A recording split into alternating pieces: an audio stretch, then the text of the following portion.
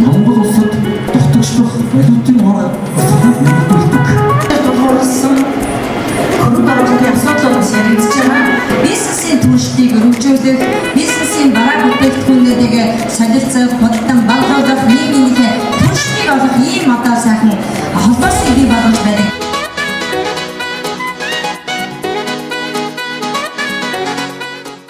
Өдрийн мэнд хүргэе. Өдрийн мэнд. Уулзж байгаадаа таатай байна. Таатай байна. Hotelix үзэсгэлэнгийн түүхийн талаар хоёлаа ярьж эхлэе те.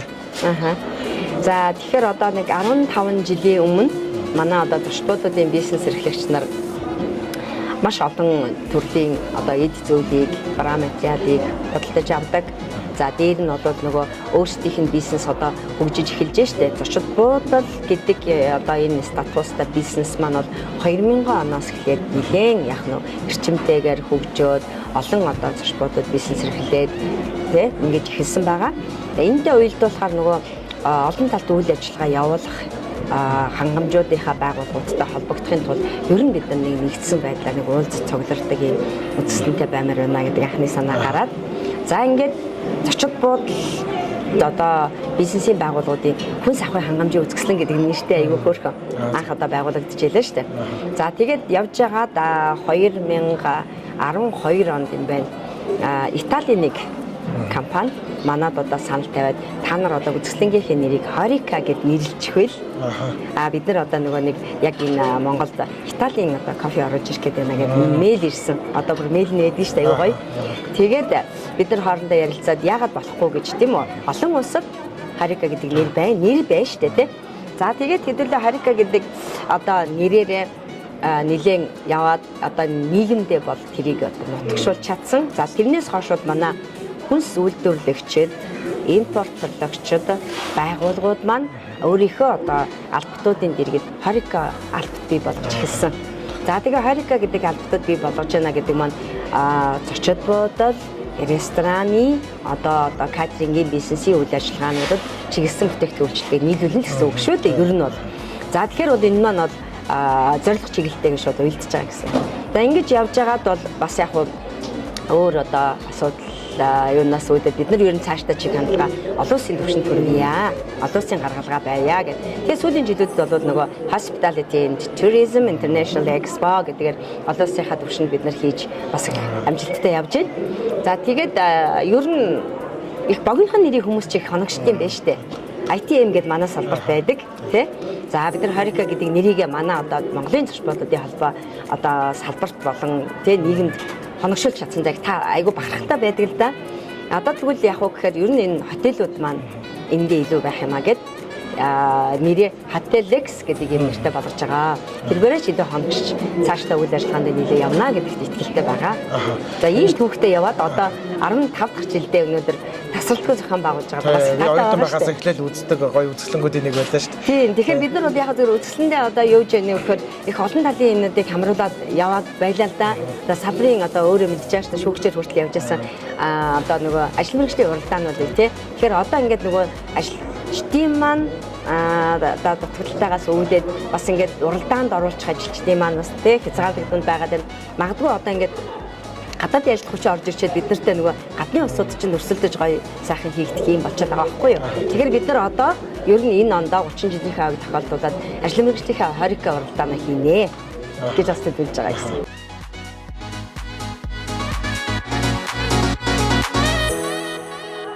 За өнөөдрийн үзэсгэлэнгийн зохион байгуулалтын гол онцлог юу вэ? За энэ үзэсгэлэн болохоор жил болгон зохион байгуулагддаг. Зочид буудлын холбооноос зохион байгуулдаг ийм үзэсгэлэн байгаа. Энэ үзэсгэлэний хувьд бол манай байгууллага болохоор сүүлийн 3-4 жил хоолны чиглэлээр оролцож байгаа. Энэ жилийн хувьд болохоор Ашид Бэхээ ресторан, манайх болохоор Highland Park гэдэг ресторан байдаг. Ингээ хамтраад хоолныхоо үзүүлбэрийг хийхээр энд бэлтгэсэн байна. Өнөөдрийн хоолны үзэсгэлэн дээр болохоор бид хэд ер нь рестораны хоолнууд яаж тавглагддгийг тий тэрнийг зочдтой харуулахыг зорьсон бэлтгэсэн байна. Хажуугаар нь бас канапегаар бас зочдоо дайлахаар ингээд бэлтгэсэн байна. Өнөөдөр бид нар тийм юус оролцож байна.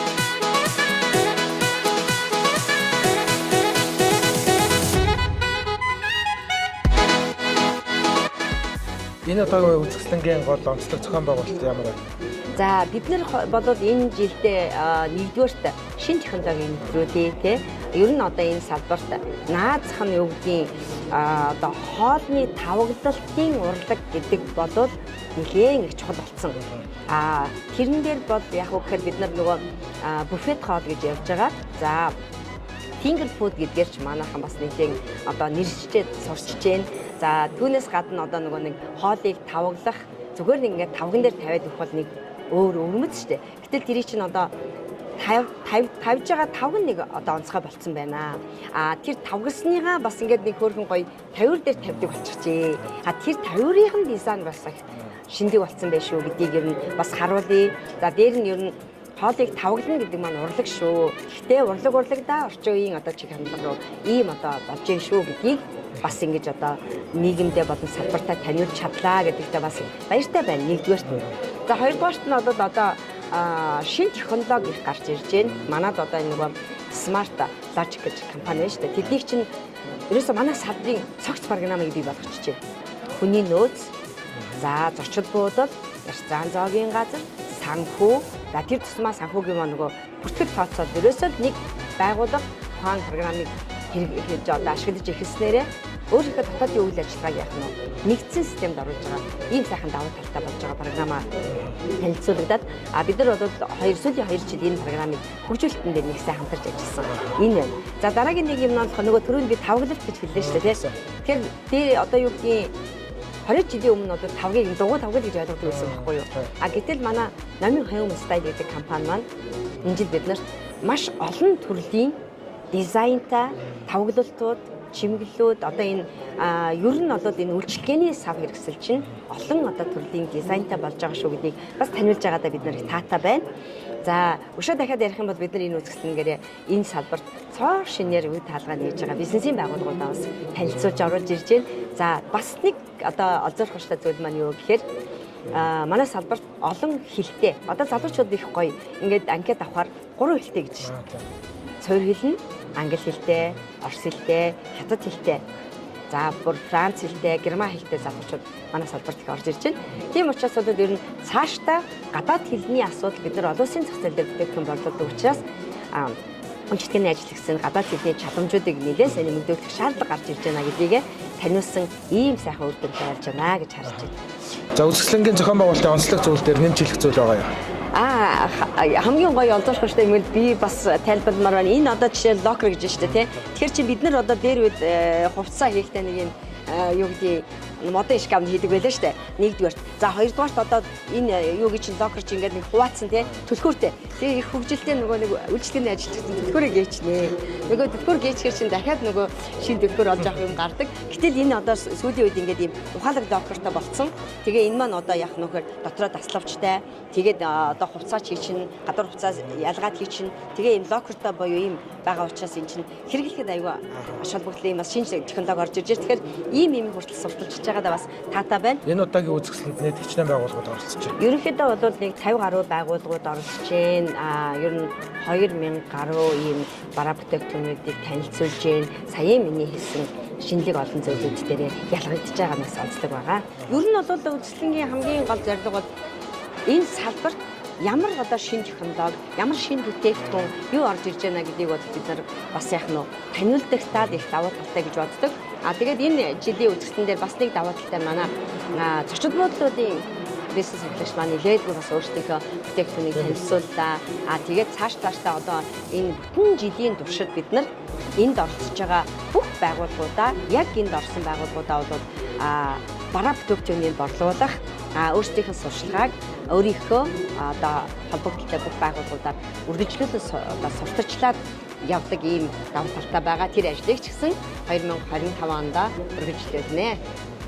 За ярилцлага гэсэн танд баярлалаа. Маш их баярлалаа. За энэ удаагийн үзэсгэлэнгийн зохион байгуулалт ер нь хэр болж байна? Ер нь бол энэ үзэсгэлэн бол ийм хол биш бүр ойр ойрхон болж байгаа улам их хөгжих юм болов уу? Олон хүмүүс ингээд бас тий одоо үзэж хараагүй би бот мэдэхгүй газрууд бас зөндөө байна. Тэгээд эднээс бас мэдээлэл авч ийн.